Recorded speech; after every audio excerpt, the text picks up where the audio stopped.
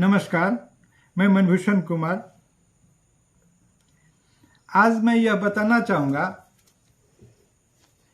कि 89 में मुलायम सिंह की सरकार उत्तर प्रदेश में कैसे बनी। आखिर ऐसा कौन सा गुत्थी था जिसको राज्य के लोगों ने सुलझा लिया और मुलायम सिंह मुख्यमंत्री बन गए, जबकि बीपी सिंह जो उस समय प्रधानमंत्री थे वह चाहते थे कि अजीत सिंह चौधरी चरण सिंह के लाल उत्तर प्रदेश के मुख्यमंत्री बने, बल्कि उन्होंने घोषित भी कर दिया था और फिर मुलायम सिंह के लिए उप मुख्यमंत्री पद बनने की विचार रखा था। लेकिन विधाता ने कुछ और ही लिख रखा था। उसके पहले मुलायम सिंह कोई बड़ी हस्ती नहीं थे, लेकिन व्यक्ति अपने कृत्यों से कैसे हस्तीवान बन जाता है ये इस कथा से चलेगा। और जब आप आगे चलते हैं तो लोग भी मदद करता है और भगवान भी मदद करता है, लेकिन उसके लिए आपको स्वयं आगे चलना पड़ेगा। यह कहानी है, इससे ये प्रेरणा है। आज हम उस पर चर्चा करना चाहेंगे। 10वीं विधानसभा का चुनाव हुआ। 89 में उत्तर प्रदेश विधानसभा की 425 सीट पर चुनाव हुआ, जिसमें जनता दल 208, कांग्रेस 94 और Bhajpa 57, Bahujan Samaj party 13, CPI 6, CPM 2 seat पर विजय हुई। जनता दल की ओर से पहली बार मुलायम सिंह 5 नवंबर 1989 को मुख्यमंत्री बने। इस सरकार को बाहर से भाजपा का समर्थन था। यह सरकार 24 जून 1991 तक चली। यहां देख लीजिए कि कई बार लोग कहते हैं कि समाजवादी लोग या जो अपने को धर्मनिरपेक्ष कहते हैं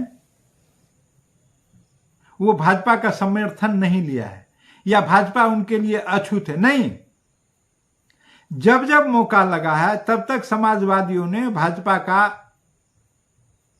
उपयोग और दुरुपयोग किया है।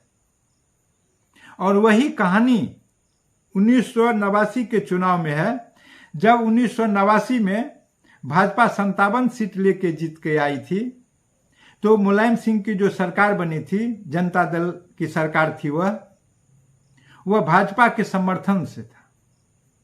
और कांग्रेस उस समय विपक्षी दल 94 सदस्य के साथ हुआ करता था उत्तर प्रदेश में।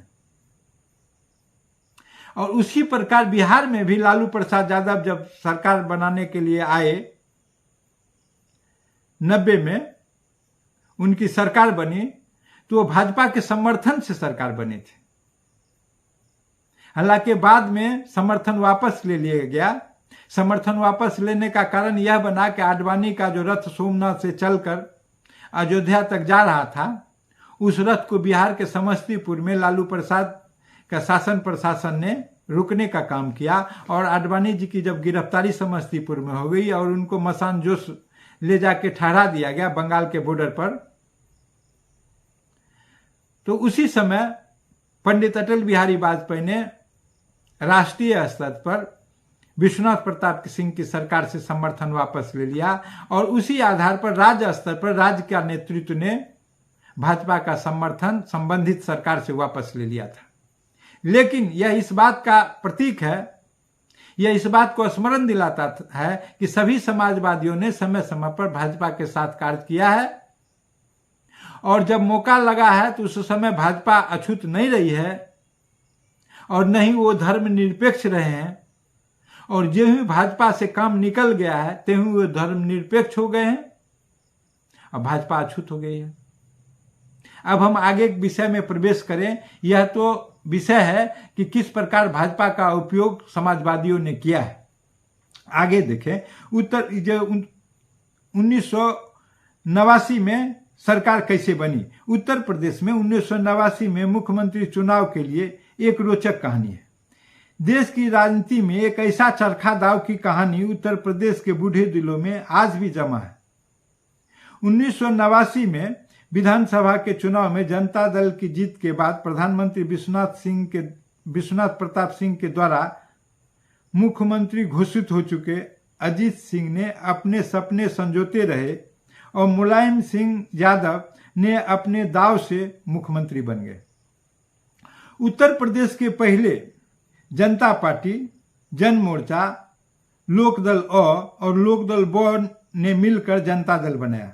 ये चार दलों का एकजुटता के साथ भाजपा और वामपंथ की ताकत का असर दिखाया और उत्तर प्रदेश में करीब एक दशक के बाद 425 में 208 सीट जनता दल को हासिल हुआ।